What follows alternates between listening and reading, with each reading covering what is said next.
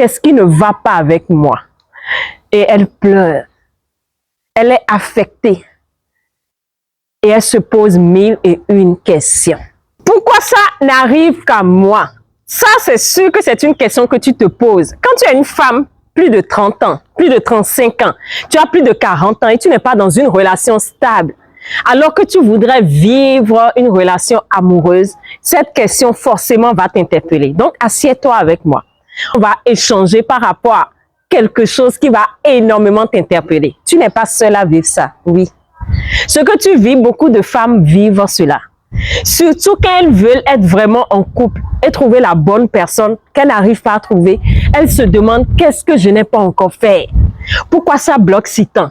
Et quand elles vont dans des réunions peut-être familiales, on se dit, ah, tu n'as pas encore trouvé quelqu'un. Tout ce qui se dit derrière elles, vous imaginez, il y en a beaucoup qui se culpabilisent, qui se sentent seuls. Et surtout quand nous sommes dans cette période de Saint-Valentin, vous allez sur les réseaux sociaux, vous allez voir des vidéos, des chansons d'amour, vous allez voir des couples. Quand vous êtes une femme seule, je parle plus des femmes parce que elles sont beaucoup plus dans l'émotion. L'homme peut se dire, je suis fort, je peux gérer. Mais la femme, quand elle voit ça, ça la touche profondément. Elle se dit, pourquoi pas moi? Pourquoi ça m'arrive à moi? Pourquoi je suis seule encore en ce moment?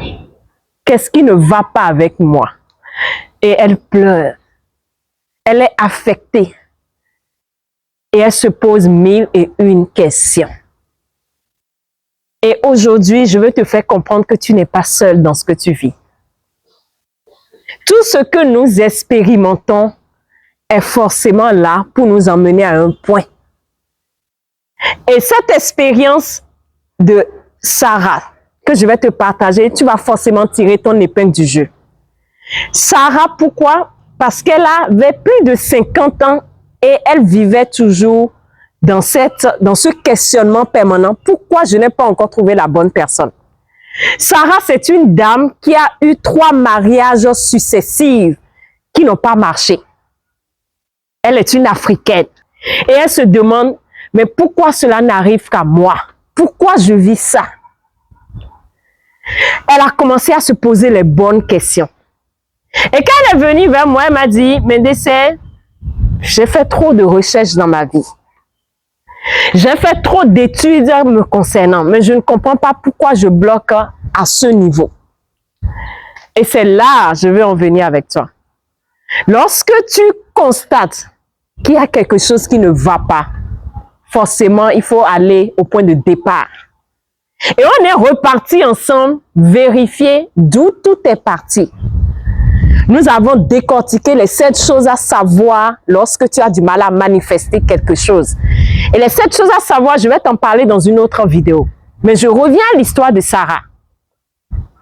Et quand nous avons décortiqué, il se fait que dans son enfance, d'abord à 3 ans, elle a connu la rupture de ses parents. Et elle s'est retrouvée avec sa grand-mère.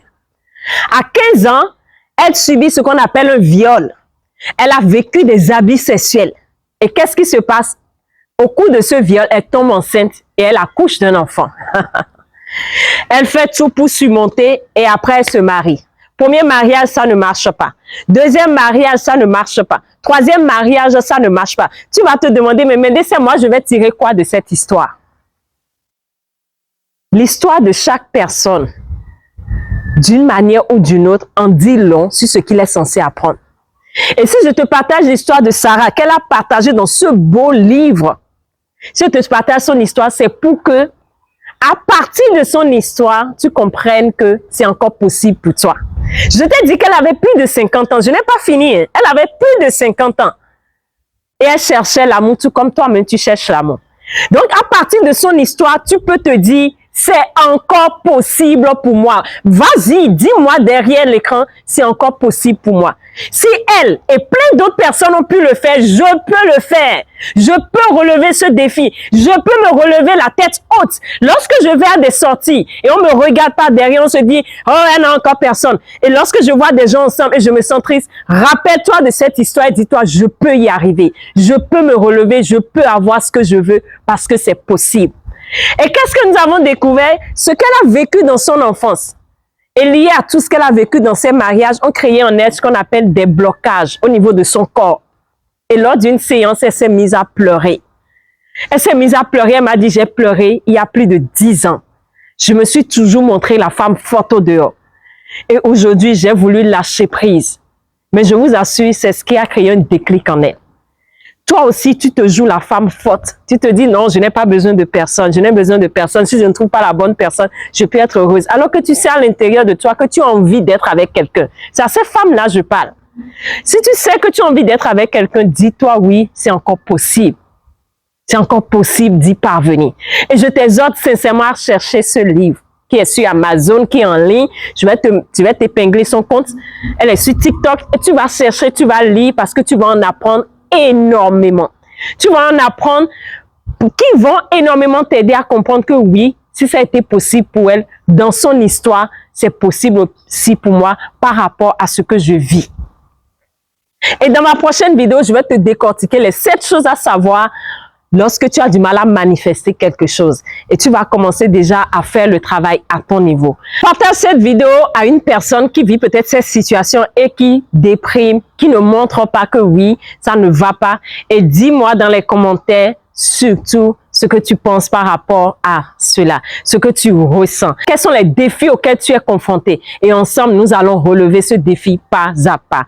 Ici, c'est Mendesay, la bâtisseuse des structures internes. Oui, je t'aide à rebâtir ta structure interne, gage de tout épanouissement durable. Je vous aime.